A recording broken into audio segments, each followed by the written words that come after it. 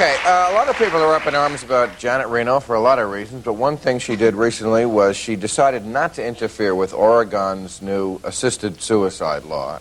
And that law, I think, is the only state in the country now, you probably know better, where doctors can legally assist someone if they want to die with dignity. Well, you know, that's one of those catchwords, death with dignity. Everybody's preoccupied with death now. First they establish a right, and then they've gone beyond that in Oregon. Now we're into an entitlement. There are actually people who want taxpayers to subsidize them killing themselves. Whatever happened to the bridge or the head in the oven?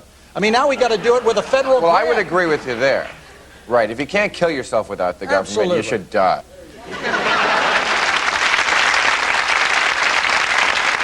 But some people don't have the absolute wherewithal to kill themselves. They need a doctor to help, and I don't understand why anyone would want to stop them. If you're, especially if... I think if you're terminally ill, if you're really in a lot of pain, and the family, everybody's talked about it and they've all agreed, but I think if we start letting people decide they want to die at any time, then we're in trouble. The patient is their own worst doctor. Once you cross this line where doctors become killing agents, I hate to bring up the Third Reich and Nazi Germany, but this is what Hitler did. You took the extreme cases. You took the retarded. You took the gypsies. You took the physically and mentally handicapped. That is such a preposterous comparison. No, not if you read the literature, Bill. They got them to do the extreme cases, then it became easier to do the so-called easier cases. That's a state who wanted to kill people. Yeah, well, it had to start in the medical community first. They had to give permission to the state to do it, and that's what the debate is about in this country. Does the state have a right and an obligation to guarantee the right to live at all areas of life, at all extremes of life, or is there a moment... What about the people? Don't they have the right to decide when they want to end but their life? Yes, but there's a difference between my deciding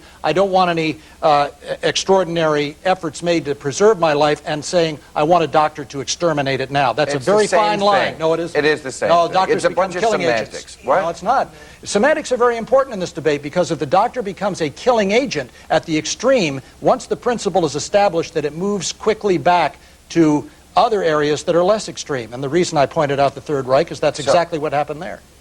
So you're going to be killing people for dandruff. It's the slippery slope. You know, I hate that slippery slope argument. I'm so tired of it. If people do A, they're going to do Z.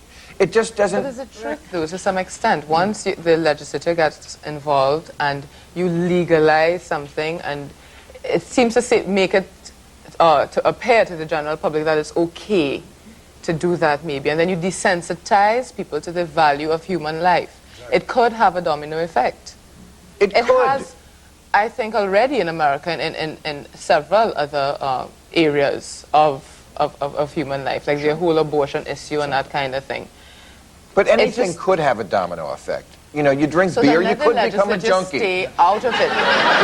Eat a steak, you could become a cannibal, but we don't. Stay out of it, then.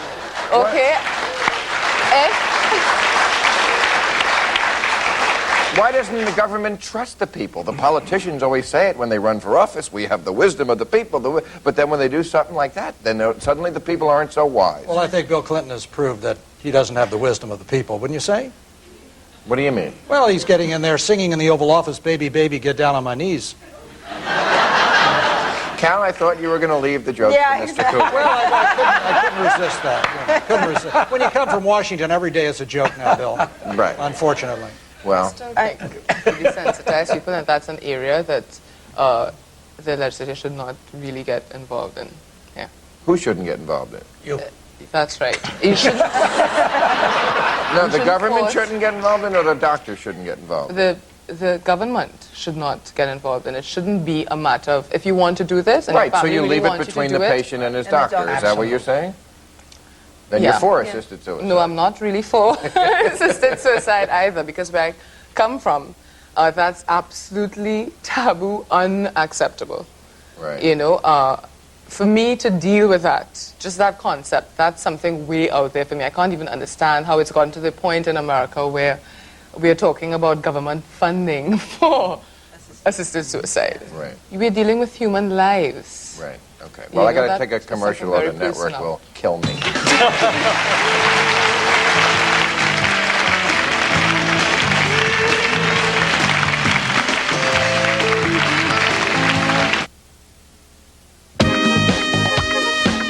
Here's the thing about love. You never know when it's looking your way. Here's the thing about 1-800-CALL-ATT for collect calls. One low rate, anytime, anywhere, period. So you use 1-800-CALL-ATT and say, hey, put dinner in the freezer, Ma, 'cause I just saw me an angel. Here's another thing about love. It hurts. Love comes and goes. But 1-800-CALL-ATT is the guaranteed cheap way to make collect calls.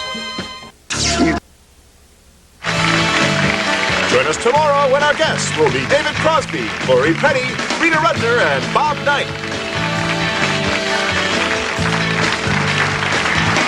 Okay, we mentioned the wisdom of the people. Clinton's poll ratings are always very high since the scandal. Does that indicate that the people are... Very obvious. This country wants a president that looks good. They don't care if he's a stupid, an idiot. I want a president with a scar. You're watching ABC. Occasionally, time flies even faster than usual, like during the Dodge Summer Clearance, where for a limited time, Dodge Caravan, America's best-selling minivan, comes with exceptionally low 1.9 financing. Or select cash back instead, like $1,500 on Grand Caravan, or get $1,250 cash back on this Caravan, making it America's lowest-priced minivan at just under $17,100. But please hurry, while time is still on your side. See the friendly Dodge dealer near you. Family.